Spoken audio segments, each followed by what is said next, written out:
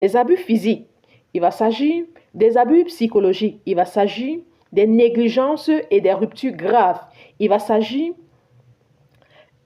des imprévisibilités. Ça, c'est de la part des parents.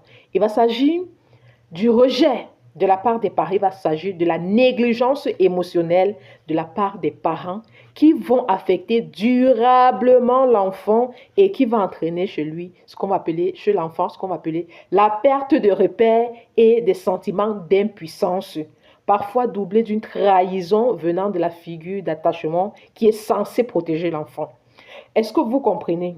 Ce matin encore, je répondais à la préoccupation du papa d'un patient qui me disait, voilà, mon fils, aujourd'hui, son fils est dans, dans un diagnostic de dissociation, trouble dissociatif de l'identité. Cela fait déjà 5 ans. Et aujourd'hui, il y a beaucoup de choses. On est en thérapie. Ça fait 6 mois déjà que nous sommes en thérapie. Et jusque-là, ça ne va pas réellement bien. Maintenant, il me disait, voilà, je remarque qu'il y a toujours un événement là que mon fils parle toujours de ça. Il parle de ça. Pourtant, pour ma part, je ne vois pas que c'était vraiment assez dangereux. Moi, j'ai grandi dans un contexte où on crachait même sur moi, où on faisait ceci, où on faisait cela, où on faisait. Or, l'événement que le fils avait vécu a constitué les fondements de son système nerveux. Pourquoi? Parce qu'il avait déjà assisté à plusieurs actes de violence, notamment la violence était dirigée sur sa mère. Il a vu son père cracher sur sa mère, il a vu tellement d'abus.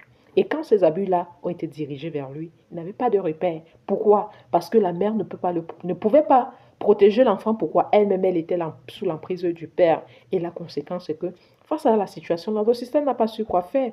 Voilà comment il s'est dissocié. Parce que la douleur était tellement vive qu'il ne pouvait pas porter ça. Et voilà comment il s'est divisé ce jour-là en 2 parties.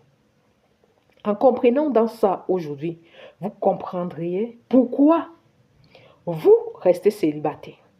Et que les parents vont dire, tu dois te marier, tu dois te faire ceci, tu dois te faire cela. Moi, parlant de mes traumatismes complexes, j'avais souvent tendance à reprocher ma mère. Elle me disait non, tout ce que j'ai fait, je t'ai payé l'école, je t'ai fait ceci. Mais j'ai envie de dire, un jour je lui ai dit, j'aurais aimé que tu ne me payes pas l'école, mais que tu me donnes juste de l'amour.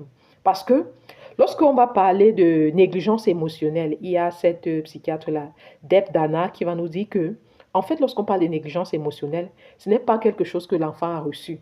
C'est le fait qu'il n'a rien reçu. La négligence émotionnelle, c'est parce que l'enfant qui était censé recevoir de l'amour de ses parents, qui était censé recevoir cette affection de ses parents, non, n'a rien reçu. Il n'a pas reçu.